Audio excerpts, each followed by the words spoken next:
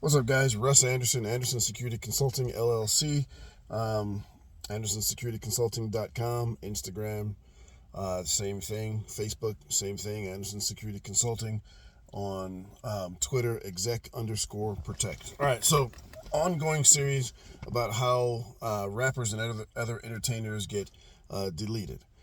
And this one is again, we have another example in Georgia somewhat recently. I think it was 2022. Mr. Steal Your Girl.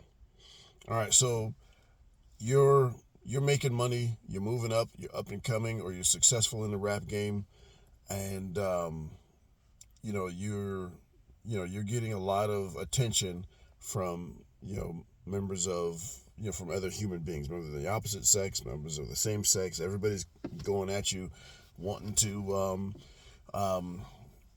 gain your attention and keep you company. If you guys know what I'm talking about, I won't be explicit, obviously, but you have to be careful of is that speaking as a everybody you encounter is going to have a past, a sexual past, a dating past.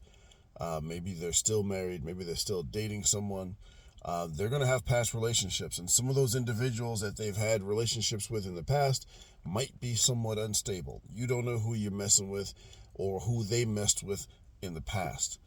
That's why it's important to have conversations with people about past partners, to make sure you're not walking into a situation that's going to, or current partners, even more importantly, to make sure you're not walking into a situation that could put you in jeopardy. So we had a case in, I believe it was the Atlanta area, maybe might have been right outside of Atlanta, where a rapper was, up and coming guy, making money, popular, and so he was a straight male, so he's got women going at him, and he wound up meeting up with this woman. Well, this woman had a boyfriend, an ex-boyfriend that was, let's put a fine point on it. He was crazy. And there are a lot of crazy exes out there, men, women, however they identify. There are people that once things end, they don't want things to end. And some of them may have a hyper emotional response to the individual that they consider themselves in love with dating or seeing someone else. Especially now, this guy, he's got a nice ride, and he's making money and everything else. And so and then they were on social media, and so this guy was just seething, you know what I mean, just boiling and bubbling over, until finally one day, I guess it seems like he still had the key to her apartment, which, again, you walking into a danger zone, man.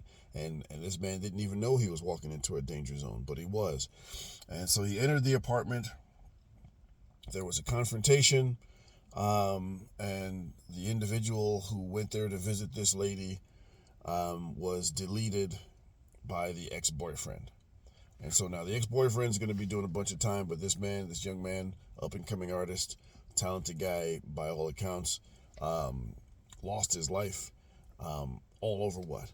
So don't be Mr. Steal Your Girl, but it doesn't just mean that you're stealing people's girls. I mean, surely if you're messing with a married woman or someone's current girlfriend, then you're really asking for trouble, because there are guys out there that will, most guys, 95% of guys, will just walk away and be like, oh, you know what, you can have her. That's the reasonable response. If you got a girl that's willing to walk away to go hook up for a night with a dude because he's famous or because he's rich, that was never your girl. That was never your girl. Walk away. She did you a favor by leaving you. Believe me, she did you a favor by showing who this individual was. So there are some guys who are going to have a bad response. There are some guys who are not going to behave in a reasonable manner. And you don't know who they might be. So you need to have conversations with people. Look, do you have a crazy ex-boyfriend?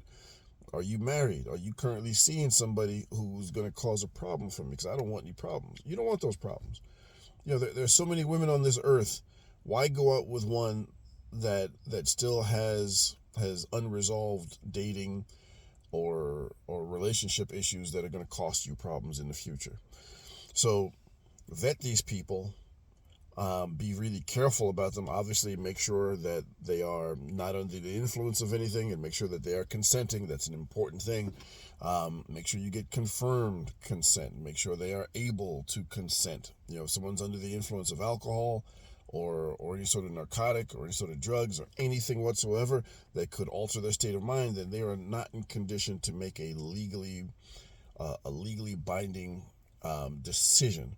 So that's not when you need to be getting consent. Everybody needs to be sober and have a conversation about what you're going to be engaging in and what that might entail afterwards, whether or not there's going to be a continuing relationship or whether it's a one-time thing or on a trial basis. You might be wanting a lease with the option to buy. Who knows?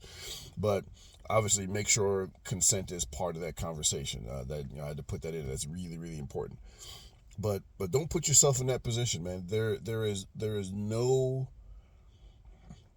man or woman or sexual encounter or engagement that is worth your life or your safety or your freedom or worth you getting sued over it. None of it is worth it. There are too many people on this earth to choose from, to choose one that's going to give you problems in the future.